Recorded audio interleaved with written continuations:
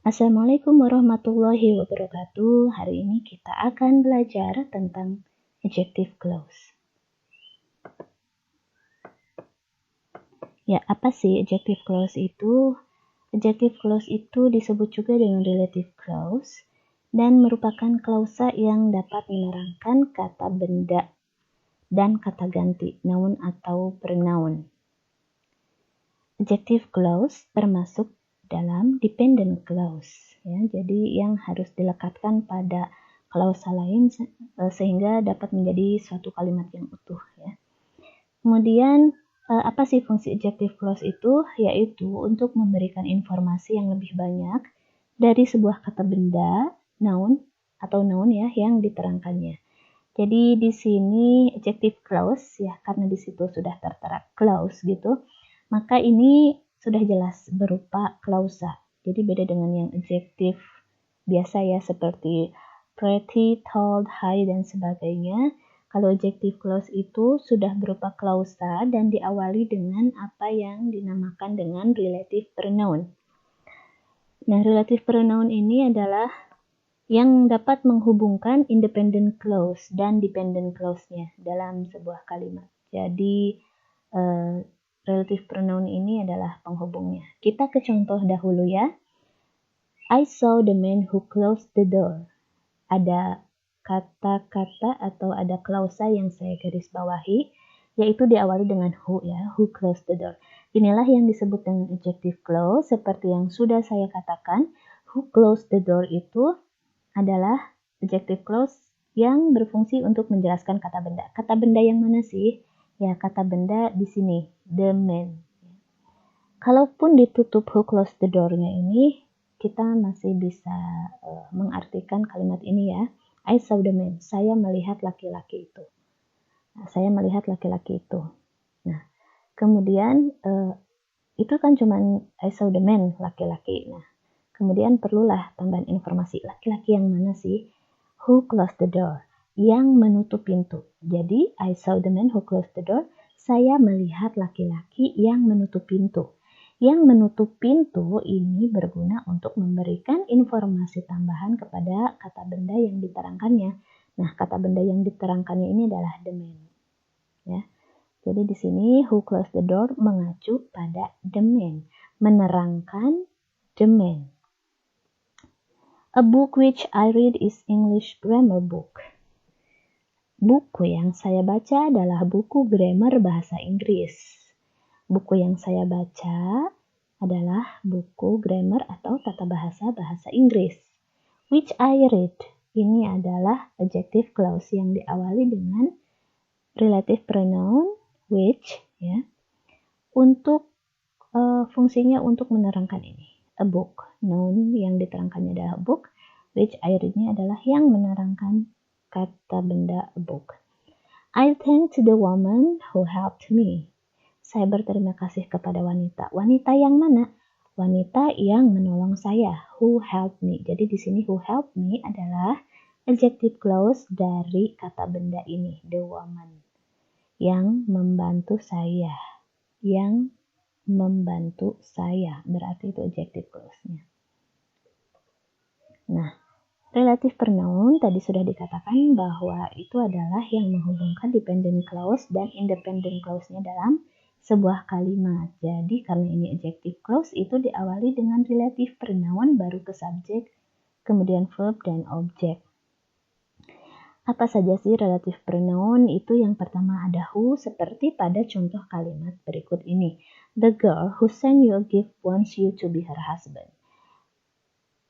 Wanita yang mengirimu kado itu ingin kamu jadi suaminya.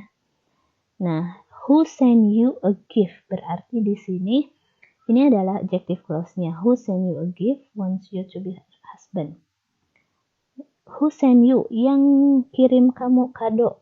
Nah, yang kirim kamu kado itu untuk menerangkan siapa, tapi nah ini untuk menerangkan wanita ini, gadis ini ya, the girl who sent you a gift. Jadi untuk menjelaskan the girl, untuk menerangkan the girl. Nah itu kalau misalkan ini kan begini ya, the girl wants you to be her husband.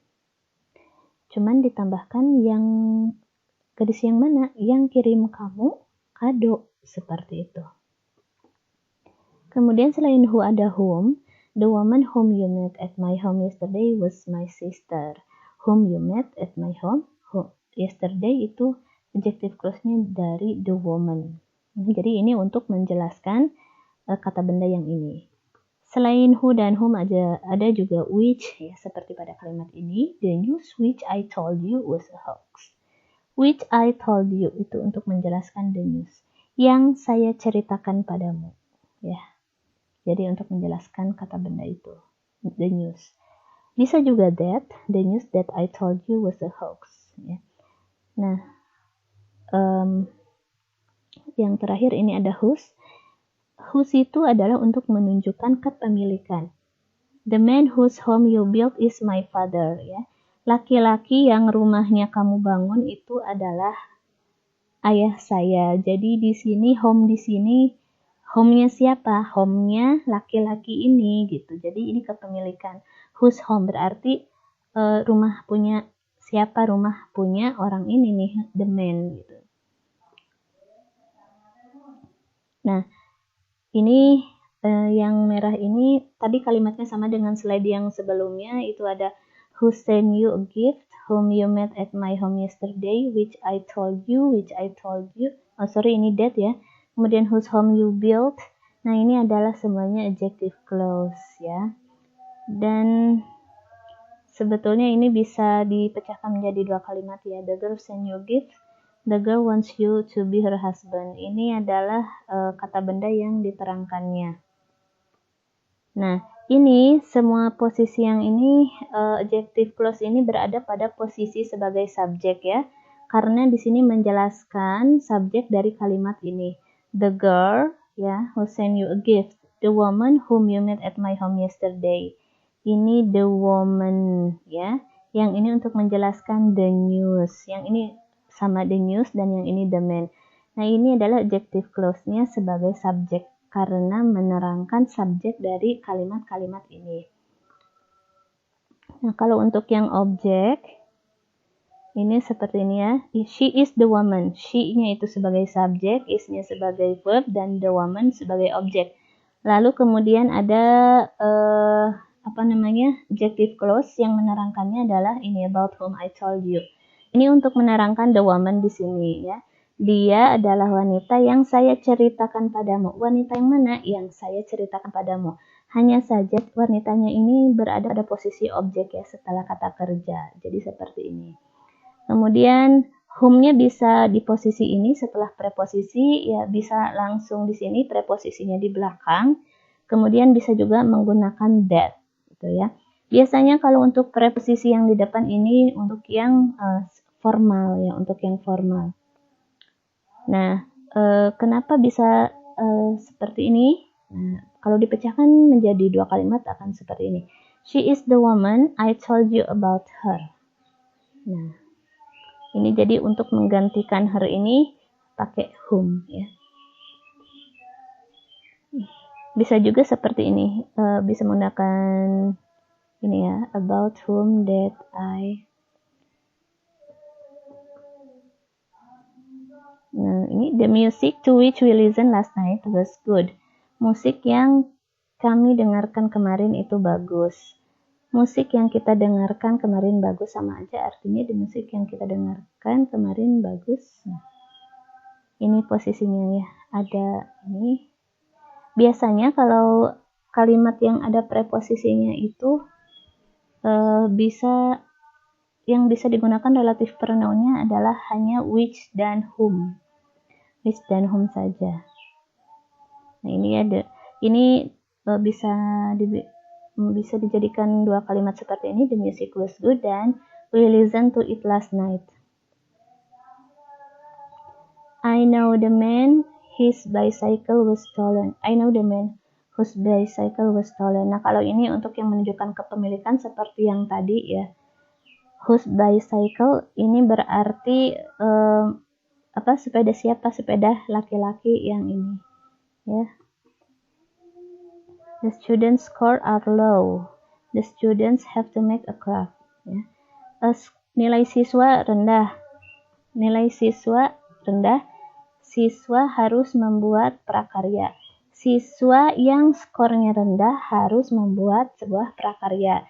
The students who score berarti yang nilainya rendah. Skor siapa? Nilai siapa? Nilai siswa, seperti itu ya. Nilai siswa yang rendah, siswa yang nilainya rendah harus membuat prakarya. The man whose home you built is my father. Ya, whose home-nya itu berarti yang tadi ya, menunjukkan kepemilikan. The girl whose shoes I bought is a dancer. Gadis yang yang sepatunya saya beli adalah seorang penari. Jadi ada seseorang yang menawarkan sepatu, kemudian saya beli ya. Nah, ternyata si wanita itu adalah seorang penari, seperti itu. Jadi untuk menjelaskan ini berarti untuk menjelaskan sepatu, untuk menjelaskan the girl ya, the girl yang sepatunya saya beli, seperti itu. Tetap menjelaskan ini wanita ini, bahwa wanita ini adalah seorang penari gitu. Cuman wanita yang sepatunya saya beli, jadi sempat sepatunya dibeli oleh saya. Nah, wanita yang sepatunya saya beli itu adalah seorang penari. Itu saja tentang adjective clause. Terima kasih. Assalamualaikum warahmatullahi wabarakatuh.